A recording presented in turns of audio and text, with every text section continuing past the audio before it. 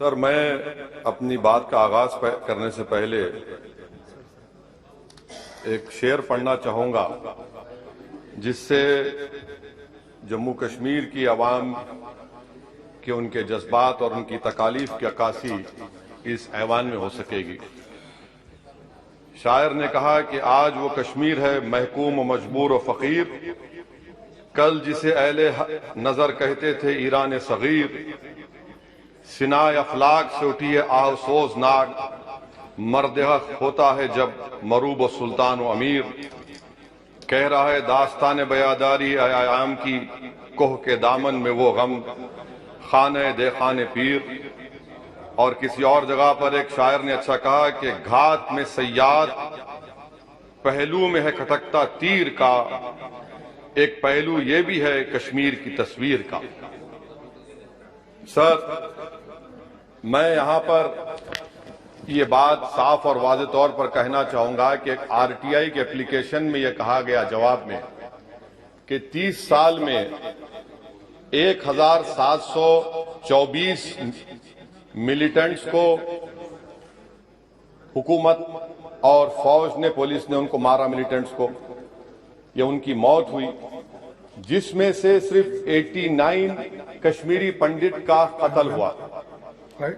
اور سر 30 سال میں ایک ہی آدمی کا ایک minute Honorable members, if the House agrees, then the time of the House may be extended up to disposal of financial business of Jammu and Kashmir. Thank you. Please continue. اور سر، حیرت کی بات یہ ہے کہ کشمیری پنڈت کے تعلق سے بڑے غم اور آنسو بہائے جاتے ہیں، مگر 30 سال میں ایک ہی آدمی کو کورٹ نے اس کو سزا دی، اور وٹنس کون تھا؟ کشمیری مسلمان، ہردے ناتھ ونچو کے قتل کے کیس میں۔ میں سرکار سے مطالبہ کرتا ہوں کہ ایک آزادانہ کمیشن کو فوراً بنایا جائے تاکہ سچائی اور حقیقت سامنے آ جائے، دودھ کا دودھ اور پانی کا پانی ہو جائے۔ اور حیرت افسوس اس بات کا ہے کہ 1500 نان پنڈت ہندوؤں کا بھی قتل ہوا ملیٹنٹس کی طرف سے، مگر ان کے بارے میں کوئی آنسو نہیں بہایا جاتا، ان کے بارے میں کوئی پکچر نہیں بنتی اپنی جیب گرم کرنے کے لیے۔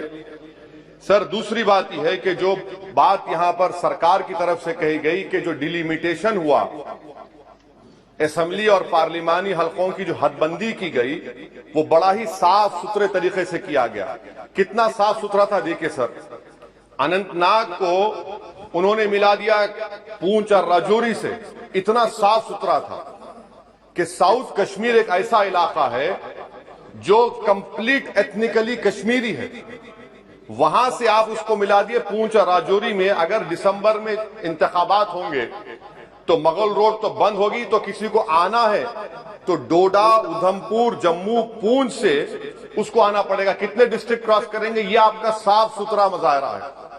تیسری بات یہ ہے کہ سر، میں محترمہ فائنانس منسٹر صاحبہ جب جواب دیں گے، وہ اس ایوان کے ذریعے پورے ملک کو بتا دیں کہ آپ نے دفعہ 370 کو، آرٹیکل 370 کو ہٹانے کے بعد آپ نے کہا تھا کہ ہر مرض کا علاج ہو جائے گا۔ مرض کا علاج نہیں ہوا، مرض بڑھ گیا۔ جو مرض نہیں تھا پہلے، وہ مرض بڑھ چکا ہے۔ میں آپ کے ذریعے سے محترمہ فائنانس منسٹر صاحبہ سے جاننا چاہوں گا کہ اس ایوان پر آپ رکھ دیں کہ کتنا ایک پیسہ انویسٹ ہوا نہیں ہوا۔ ایم او یو کی بات مت کریے، کاغذات تو بہت نکلیں گے، مگر ایم او یو نہیں بلکہ ایک پیسہ کتنا آپ نے انویسٹ کشمیر میں کروایا۔